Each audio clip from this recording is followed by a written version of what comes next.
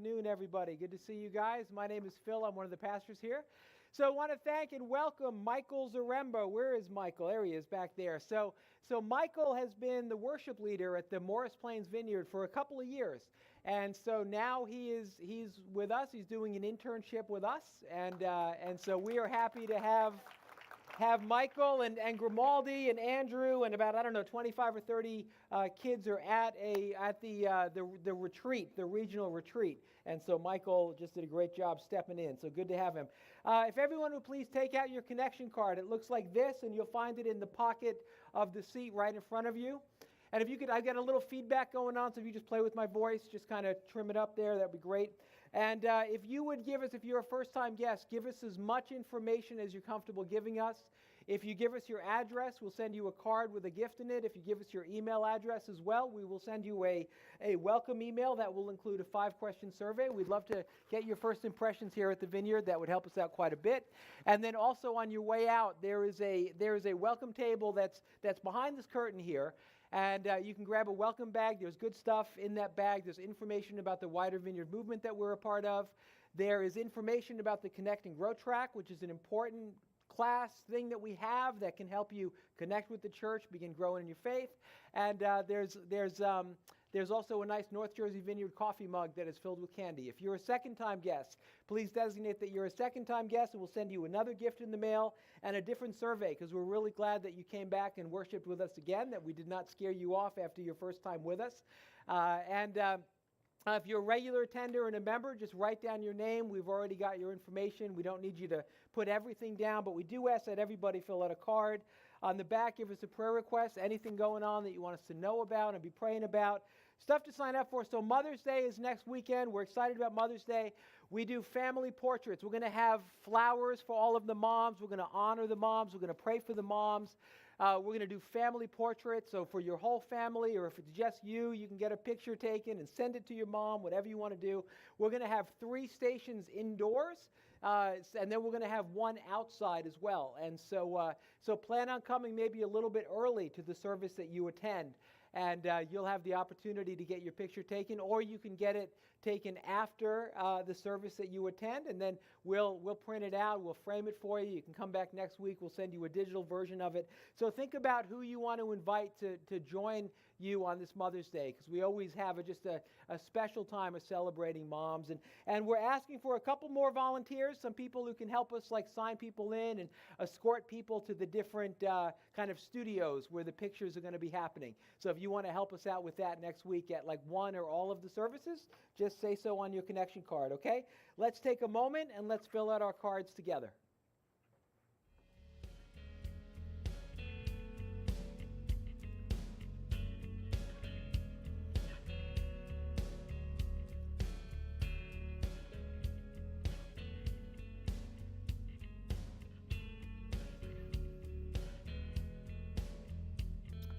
All right, hold on to that card. We're going to collect it at the end of the service. We receive the offering.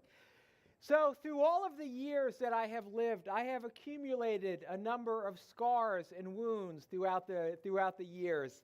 I have this really nice, pretty intense scar on my forehead. It's like a lightning bolt. If you kind of, I don't know, you probably maybe see it on the TV, I don't know, but in the high def, you can see it. So I was 15 years old, and I had a moped. And so I was. I had a friend of mine take what's called the baffler off of them. I think it was a baffler, so my moped could go faster, and so I could get this thing up to like 40 miles an hour. And the thing is I didn't have to wear a helmet. I mean, if you think about this, this was like the 80s. It's amazing that any of us who grew up in the 80s, that we survived the 80s. Because just think about that for a minute. I was 15 years old. I had a moped that could go 40 miles an hour, and I did not have to wear a helmet. I mean, that's kind of crazy. So I'm driving to the gym.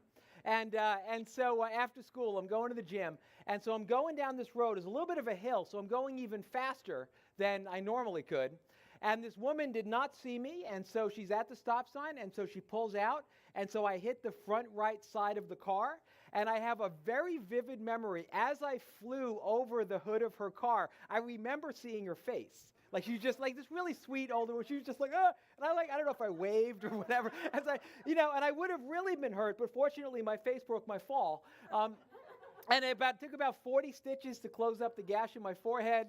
I have my shoulder blade, instead of being in the front, it's kind of in the back. And that's from a motorcycle accident that I had when I was 23 years old. I'm detecting a theme that maybe I should stay away from motorized two-wheel vehicles. Maybe that's not something I need to deal with. I remember, though, when I first met my wife, my arm was in a sling from having had that accident. So some good came out of it. What else? I've got a nice scar on my shin that goes up like the entire length of my right shin. And that was from playing paintball. And so I was, I didn't play paintball a lot, but like the couple times that I did, I was like all in on it. And so I remember, I was hiding. It was in the woods, and paintball is basically like capture the flag, right? So I'm like hiding out, and I'm like, I think there's only one person guarding the flag. I can surprise him. I can take him out, and I can get the flag, and we can win this game. And so I'm like all excited. The adrenaline's kicking in. And so I go running, charging to capture the flag. And I come around the corner, and there wasn't, from my angle, it looked like there was one person. There were actually like 6 or 7 people just kind of standing there guarding the flag. And I'm like, uh-oh. And so I'm like a full sprint. And so I kind of I jumped behind some bushes, but it was kind of like sliding into second base. But there was a rock behind the bushes, and so like I hit the rock. And so, I mean, here's the crazy, I don't know if this is me or paintball or a combination of both, but I thought my leg was broken. I remember thinking my leg was broken, but I still laid there and tried to shoot some people until somebody came and just kind of executed me, and that was the end of it, and I hobbled away. Because I am so committed, I knew that I was going to start this sermon talking about some of my physical wounds, and I guess I'm a method preacher. You've heard of method actors. I was running yesterday, and I rolled my ankle in a pothole. And so it's actually better. Somebody prayed for me after the last service, and it's actually a lot better than it was. But like last night, I could barely walk, and I thought, isn't this ironic? The one Sunday that I'm recounting all of my injuries, I got another one just because I'm so committed to preaching to all of you. There knows no bounds. Now, physical wounds, we've all got them, right? I mean, we've all got scars, and you've got, maybe you walk with a limp. Maybe some of you have to carry a special card when you go through the airport because you're going to set off the metal detectors because you've got some metal in you. We've all got it. But what I want to talk about this morning is not the physical pain and physical scars that we have, but another type of pain, another type of wound that we don't see necessarily, but can be just as painful and just as damaging as the physical stuff that we deal with, and that's our hidden wounds, our inner wounds. And we all have them. Every single one of us, we have them, and there's just something about them. I don't know why, but we tend to keep them secret.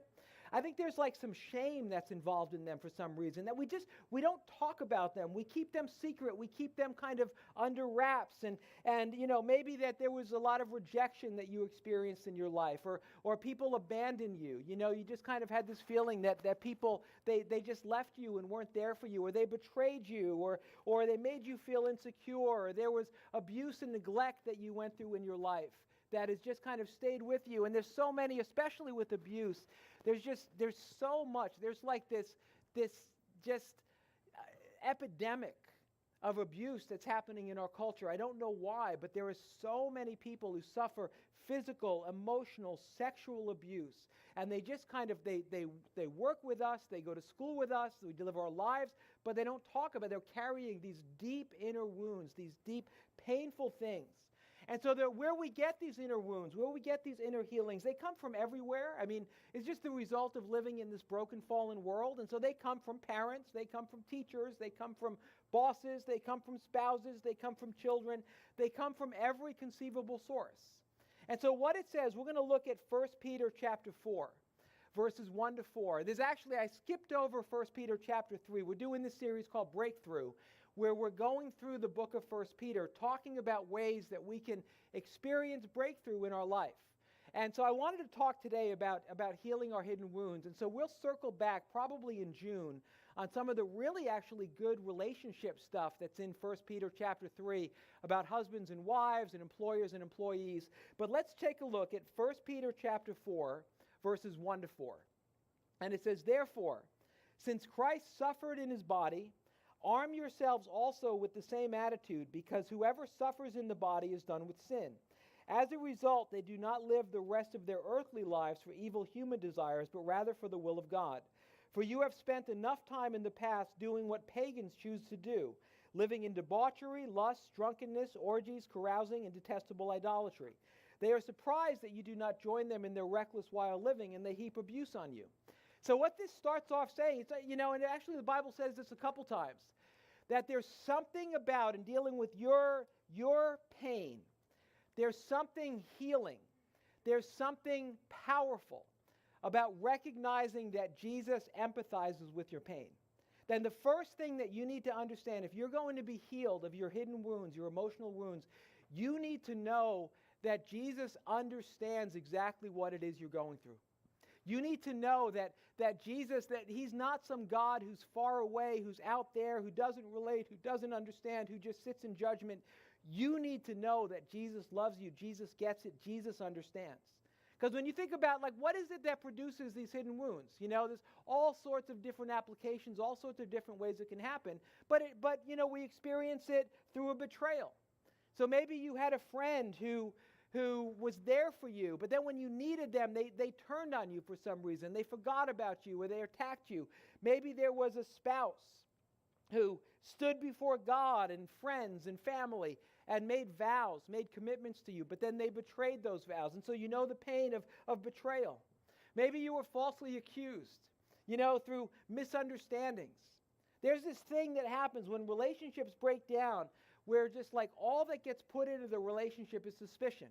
And so maybe you feel that, there was people or someone in your life who put all of your behaviors under a microscope and just looked at them and just at every single one, just ascribed bad intent to everything that you did. And there was gossip and there was slander, or you were rejected by a spouse or by a friend, or maybe, your father left you when you were little, abandoned the family. And in your head, that had nothing to do with you.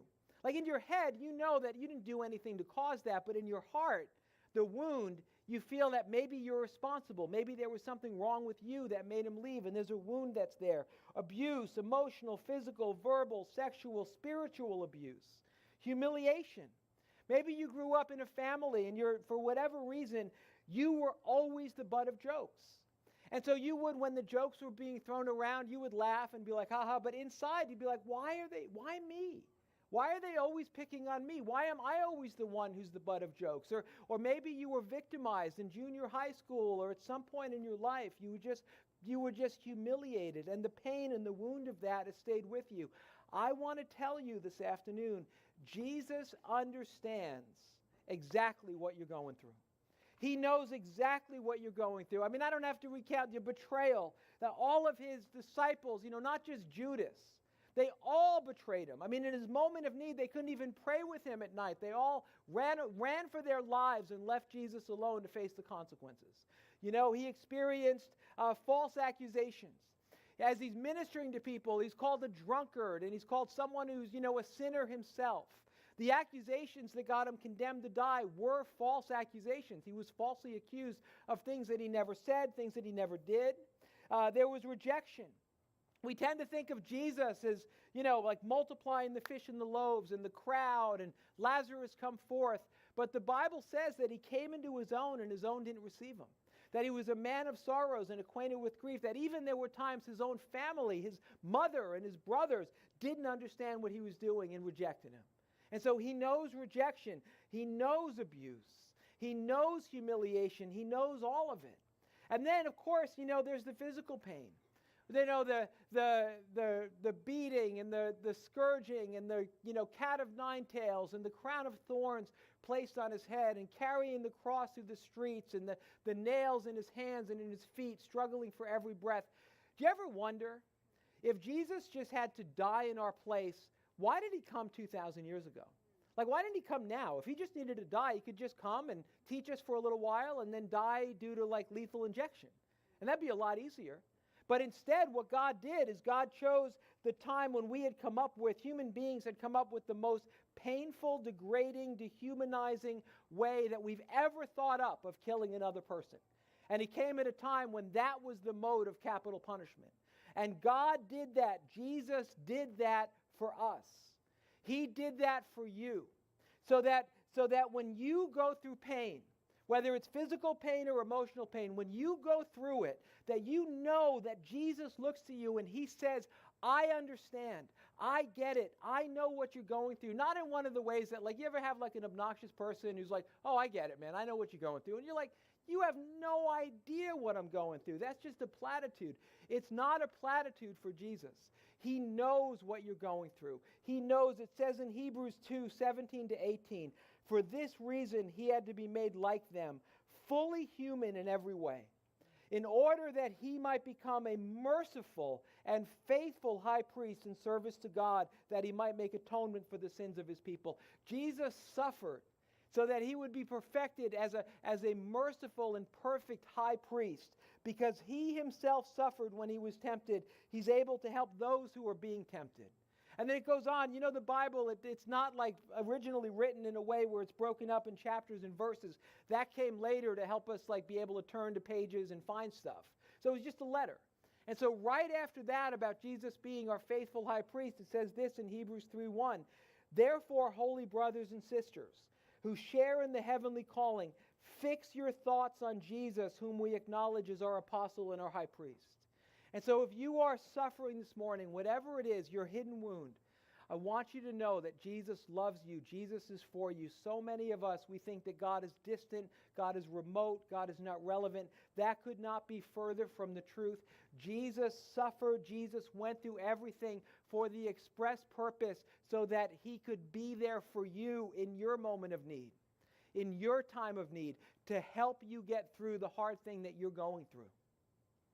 Somebody can say amen. If you've experienced, all right, good. I just wasn't sure if any, I can see like some people out there in the last rows, but I can't see anyone else. You got to let me know that you're here. So we look to Jesus to receive encouragement and comfort, but we also look to him as an example. Because you know what? It says Jesus, when he's hanging on the cross and when he's, the apex of all of the suffering, he says, Father, forgive them, for they don't know what they're doing. And so we look to Jesus if we want to be healed of our hidden wounds or stuff that we're dealing with. One, we know that Jesus empathizes, that he cares. Secondly, we understand that if we're going to be healed, it starts with forgiveness. Hebrews 12:15. It says, see to it that no one falls short of the grace of God, and that no bitter root grows up to cause trouble and defile many. And that's interesting. It says that if you have unforgiveness and bitterness in your life, it is a bitter root. And it will grow up, and it will not only mess you up, it'll mess up everybody around you. And haven't you seen, that's like a true verse, they're all true, but that's you can see how true that is, because maybe you grew up in a family where there was so much bitterness and unforgiveness that it just negatively affected everybody. It defiled many. And you know what? I've heard someone say that the wounds that we experience, the toxicity of the bitterness and unforgiveness, it's like being shot with an arrow that's dipped in poison. So the initial wound, like the arrowhead, causes some damage. But the real damage comes from the poison that gets into your system. The real damage comes from the bitterness that you carry around. And maybe some of you, you just know this. We all, I think every single one of us in this room, there's at least one person in our life where we struggle with forgiveness. We're carrying some bitterness. We're carrying some toxicity. We've got some work to do to walk in the forgiveness that God has for us. And so maybe, last week you were enjoying that one spring day that we had. Notice we had winter, one spring day, then 89 degrees, So you were enjoying that one spring day. And then you thought of this, the birds are singing and the trees are blooming, everything's beautiful. And then you think about what this person did to you 10, 20, 30 years ago, and your day is ruined. You just your blood pressure goes up and your face contorts and your day is shot. Now the sad thing is though, this person is probably hasn't thought about you in years. He's probably just oblivious, may not even be alive anymore. But you're still carrying this root of bitterness, and it's messing with you. It's defiling many. And I think that the reason that we struggle so much with forgiveness, even though it's if you've been a follower of Jesus for any length of time, or if you said the Lord's Prayer growing up, it says, forgive us our sins as we forgive those who sin against us. We know that.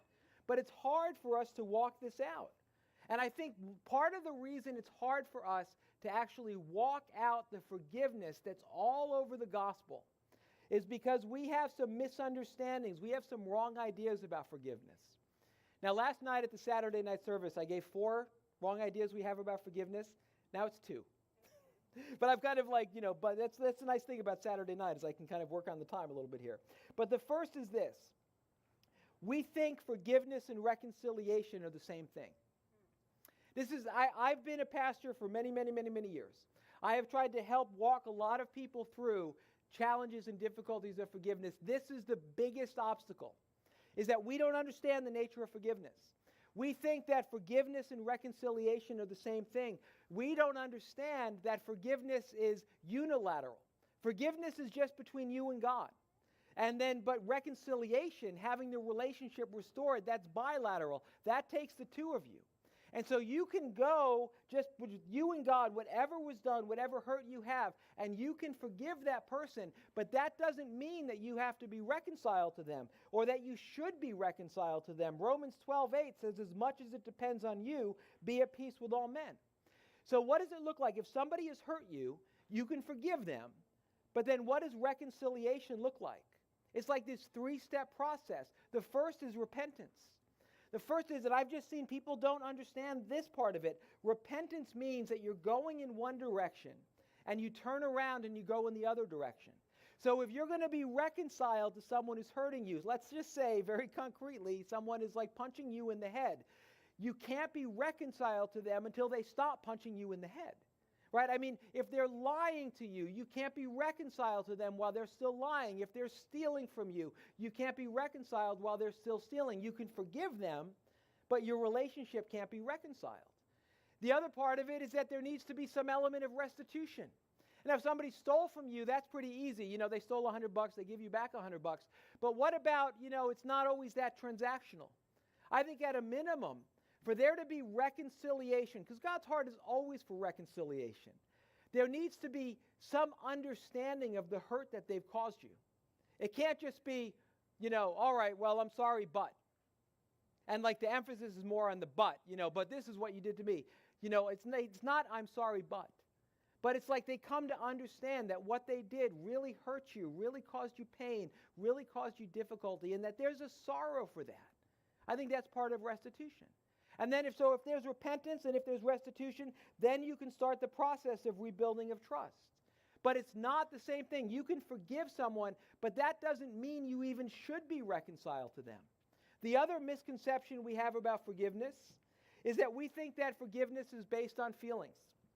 We think that, well, if I've really forgiven that person, whenever I think about them, I should start humming a nice little song and just kind of, seeing all the birds singing and everything's great and everything's good. And so since it's not that, maybe I didn't forgive them. But forgiveness doesn't have anything to do with your feelings. Forgiveness is a commitment. Forgiveness is a choice. It's a decision of your will. What forgiveness is, it is you deciding that you're going to take the hurt and the bitterness and the junk that's in your heart because of what this person did to you, and you're going to give it to God. That you're going to say, God, I don't want to carry this anymore. I can't carry this anymore. God, I give it to you. That's what forgiveness is. A way that I've thought about it that's really helped me to walk out forgiveness when I've needed to do it is to think about, I have an IOU with that person's name on it. That when somebody hurts you, they owe you something. And that what forgiveness is it's ripping up that IOU and it's saying, okay, God, I'm not going to try to collect on this anymore. I'm not going to dwell on this anymore. I'm not going to plot revenge. I'm not going to rehash and go over this to anyone who will listen. God, I'm going to give this to you. I'm going to give it to you. I don't want to carry this in my heart anymore. I'm going to let it go. And the reality is, if there's somebody who has really hurt you, you're going to have to do this probably dozens and dozens and dozens of times. It's not just one time that you'll do it. Oh, I forgave them. No, you'll have to tear up the IOU. But then, you know what? Those feelings are going to come back, and the blood pressure will go up, and the anger will be there, and you'll have to say, okay, God, I just release this again. I tear up the IOU again. Because we tear up the IOU, and then we get the Scotch tape, and we put it back together. And so you may have to do that who knows how many times. But eventually, once you do it, you'll get to the point where you're free. And now when you think about that person, those feelings don't come up anymore because you truly have given it to God. And so if we're going to experience this healing, we need to walk out forgiveness. And again, it's like I think every single one of us, we have some work to do with forgiveness. No matter how long you've been a Christian, don't just be like, oh yeah, no, I got this. I understand forgiveness. This is Christianity 101. We all have some work that we need to do. And the second thing is this: put your attention onto God. 1 Peter 4:2. It says, as a result, they do not live the rest of their earthly lives for evil human desires, but rather for the will of God. And so I think what this is saying is that we have a choice. If we're going to come into healing, we've got to refocus. We've got to get our eyes off of our hurt. We've got to get our eyes off of the wound. We've got to get our eyes off of the things that were done to us. And we need to choose to start focusing our attention on God. And the Bible has some incredible promises about what will happen once we begin getting our eyes off of the hurt that was done to us, the pain that we have, the issues, our stuff, our junk. Once we begin putting our eyes on God, then He begins the process of restoring us. And it's not something that happens overnight, it's not something that's a quick fix, but God is faithful. That if we will begin to focus our thoughts and our attention on Him, we will start to see this healing begin to work out in our life. There are so many verses I could turn to for this, but I'm going to go to one of my favorite ones in the Bible, Isaiah 61. This was written by the prophet Isaiah hundreds of years before Jesus came to do His ministry. But when Jesus stood up to begin His public ministry, the very first thing He did was He quoted Isaiah 61 to say, this is what I'm about. This is what my ministry is going to be about. Verse 1, the Spirit of the Sovereign Lord is on me, because the Lord has anointed me to proclaim good news to the poor. He has sent me to bind up the brokenhearted, to proclaim freedom for the captives and release from darkness for the prisoners. I mean, just hear this right now. For any one of you who you're feeling lost, you're feeling trapped in your pain, you're feeling that the things that were done to you, that you can't get past them and there's no future, I want you to know Jesus came to rescue you. He came to not only get you into heaven, yes, there's that, but He came to rescue you here and now, to lead you out of the prison, to lead you out of the darkness, to bind up the brokenhearted, to proclaim the year of the Lord's favor. One of the things that happens when we're like stuck in our wounds, one of the things that happens is that we just think, well, things have been bad and it's just going to get worse. Some of you need to know that God is bringing you into a season of favor, that you're going to begin to enjoy the favor of God on your life. Yes, there are times when it's hard and it's difficult, but there's also times of favor and blessing. And I believe that for many of us, God is bringing us into a new season of favor and blessing, and it's part of the healing process of what He's doing. To provide for those who grieve in Zion. And then listen to this. It says, to bestow on them a crown of beauty instead of ashes, the oil of joy instead of mourning, a garment of praise instead of a spirit of despair. They will be called oaks of righteousness, a planting of the Lord for the display of His splendor. I want you to just, listen, the gospel is good news. And sometimes the way we talk about it, it doesn't sound like good news. But seriously, what is better news than this? Because you've got ashes in your life. We've all got ashes in our life. And what Jesus says is, I came because I want to take away those ashes and give you beauty. The message that I've given you is one that, hey, you don't need those ashes. I've got beauty for you. You don't need that mourning. I have the oil of joy for you. You don't need the despair. I have garments of praise for you. Let me put them on you. Let me, as you put your focus on me, let me change your orientation from your problems and your issues and your pain. Put your eyes on me. Fix your eyes upon me. And then there's the third thing that happens. Right, fourth actually, we know that God is for us. I think it's a process of how it works. We know that Jesus is the high priest who sympathizes with us. We work through, we do the hard work of forgiveness, and it's not easy, but we do it. Bible says, love your enemies and pray for those who persecute you, and we think, oh yeah, okay, I do that. We don't realize how hard it is until we actually have an enemy. And then once you actually have an enemy, you're like, man, this Christianity, this is hard. This is not easy. Like forgiving someone and blessing someone has hurt me. But we do the work. We work through it. We begin the process of getting our eyes off of ourselves and beginning to put our eyes on Jesus, the healer, the one who comes to lead us out of the darkness. And then there's a fourth thing that happens. We then begin to be able to courageously face the future. That we would courageously face the future, because what happens when we're in the prison, when we're in the darkness, when we have the despair, when we have the wounds, we don't have hope for the future. Some of you, you don't have any hope for your marriage. You don't have any hope for, your family, for your career, for your emotions, for your ministry. You don't have any hope because you've been in darkness, because you've been sitting in the ash. But once you begin to get your eyes on God, then things can begin to change. And you fix the Bible says those who look to him are radiant. And you can begin to have courage as you face the future, to begin to be hopeful about what God's going to do in you and through you. And courage is not the absence of fear. It's moving ahead in spite of your fears. And there's something that God has been teaching me, like over the last 7 months specifically. And I feel like God has been teaching me something. He's been depositing something in me and depositing it in the church, something that's really essential for our future, as individuals and our future as a church. And that's how this process of kind of coming out of the prison, looking to God, getting courage and hope, it is so tied and connected to prayer. It says this in Psalm 34:17, "The righteous cry out and the Lord hears them. He delivers them from all of their troubles." See, here's what I think this is saying. When you come to God and you're like, okay, God, I've got ash in my life. I've got lots of ashes. I've got lots of mourning.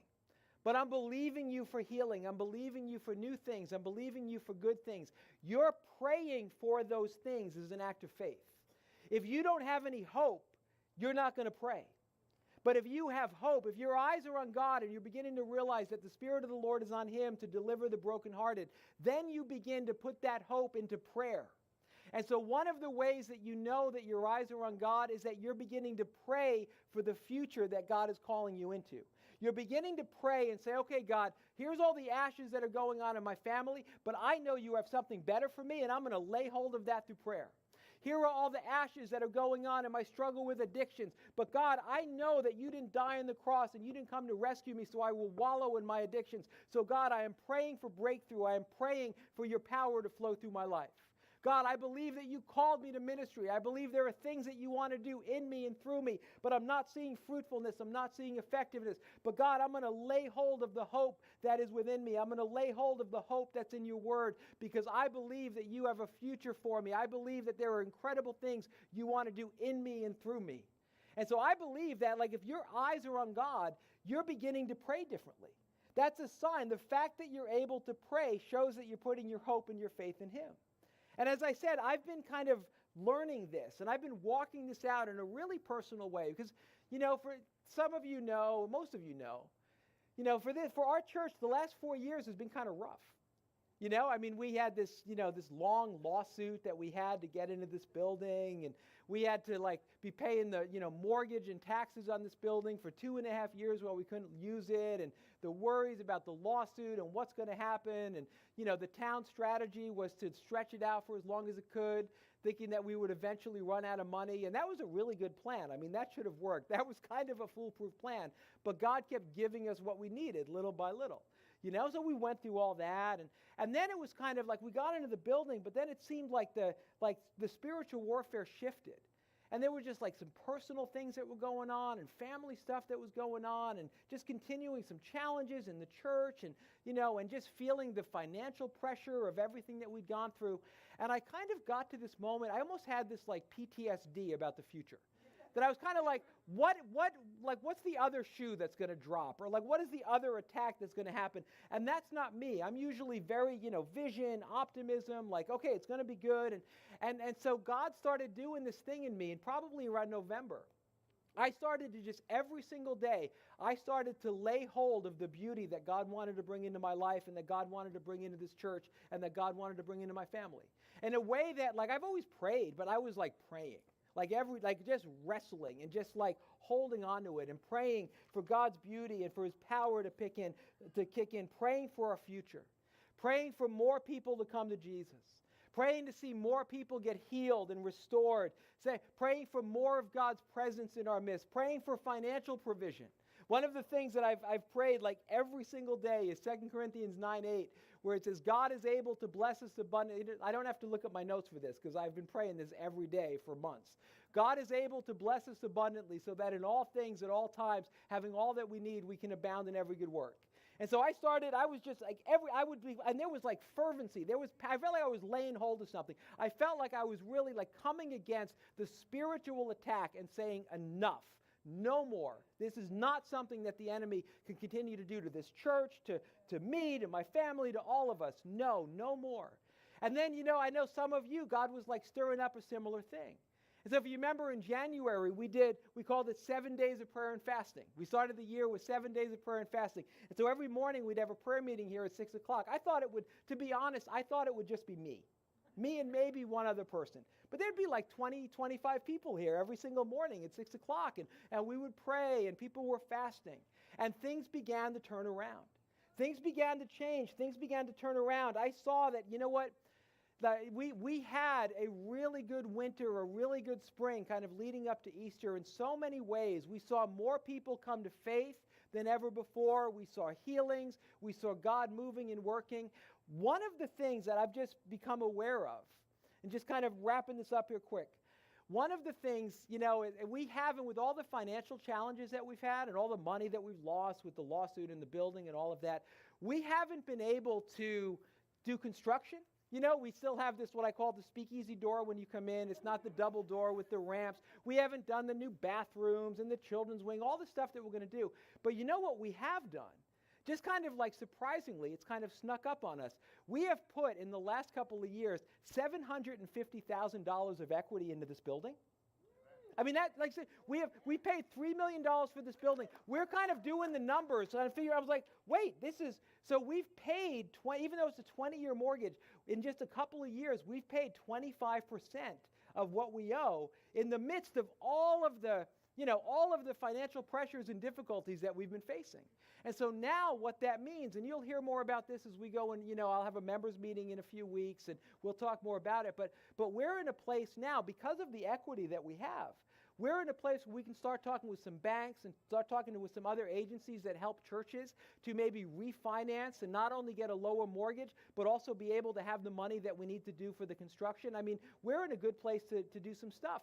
And I am convinced that it all began, that it started when God started to put this burden in me and some others to pray differently, to lay hold of what God has for us, that we would have courage as we face the future. It says this in Job 11:18, talking about prayer. It says, if you will turn to God, you will have courage because you will have hope.